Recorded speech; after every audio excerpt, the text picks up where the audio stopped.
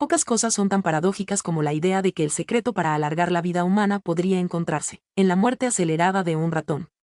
Pero eso es precisamente lo que ha revelado uno de los estudios más inquietantes y reveladores en el campo del envejecimiento, cuando ciertos ratones fueron modificados para producir más de una molécula llamada Gas6, murieron antes. No por accidente. No por una enfermedad puntual. Simplemente envejecieron más rápido. El cuerpo, de forma literal, colapsó antes de lo esperado. Y en esa tragedia silenciosa de laboratorio, los científicos están encontrando pistas valiosísimas para evitar que a nosotros nos ocurra lo mismo. Gas6, Growth Arrest Specific 6, suena como otro nombre técnico de esos que se olvidan en cuanto lo lees. Pero lo que hace es muy real, modula la inflamación, la coagulación y la comunicación celular en situaciones de daño o estrés. Es una especie de sensor de problemas que activa respuestas de emergencia. Suena útil, y lo es. Pero como tantas cosas en biología, cuando se pasa de la raya, se convierte en un problema en sí misma. Y eso fue exactamente lo que pasó con los ratones del experimento. Gas6 se disparó, y con ella, todo un tsunami de señales que aceleraron el desgaste del organismo, más inflamación, más fibrosis, más senescencia celular. Es decir, una tormenta perfecta de envejecimiento prematuro. Lo sorprendente es que estos efectos no eran locales. El cuerpo entero se vio afectado. Los vasos sanguíneos, el cerebro, los riñones, incluso el sistema inmune. Gas6 actuaba como un mensaje global de agotamiento, y lo hacía con una eficiencia aterradora. No porque matara células directamente, sino porque las hacía entrar en modo envejecimiento sin retorno, deteniendo su capacidad de dividirse, de repararse y de comunicarse bien con su entorno.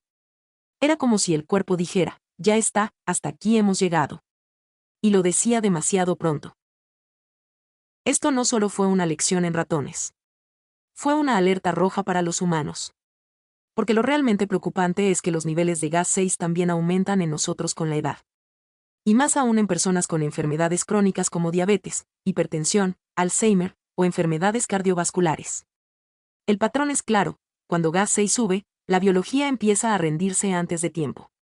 Pero aquí es donde entra la parte esperanzadora de esta historia de laboratorio. Porque entender este mecanismo nos da una diana terapéutica concreta. Si sabemos que Gas6 acelera el envejecimiento cuando se desregula, entonces quizás podemos bloquearlo, regularlo o silenciarlo de forma selectiva. Y ya hay líneas de investigación trabajando en ello, desde anticuerpos monoclonales que lo neutralizan hasta moduladores epigenéticos que impiden su sobreexpresión. En otras palabras, un fármaco anti-Gas6 podría ser una medicina contra la vejez acelerada.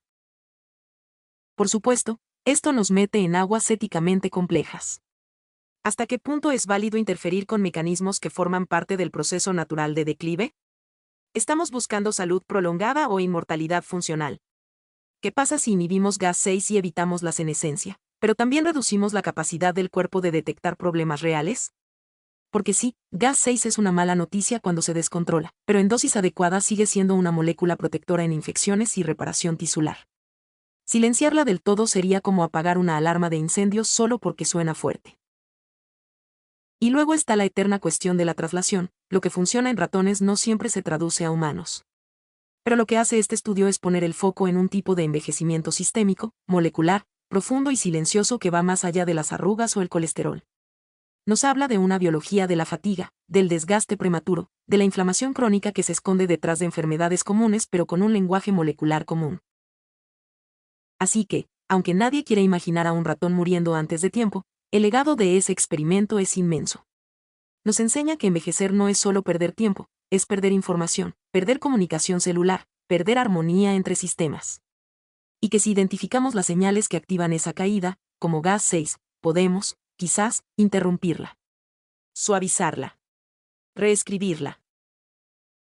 Porque en el fondo, la ciencia del envejecimiento ya no se trata solo de contar los años que pasan.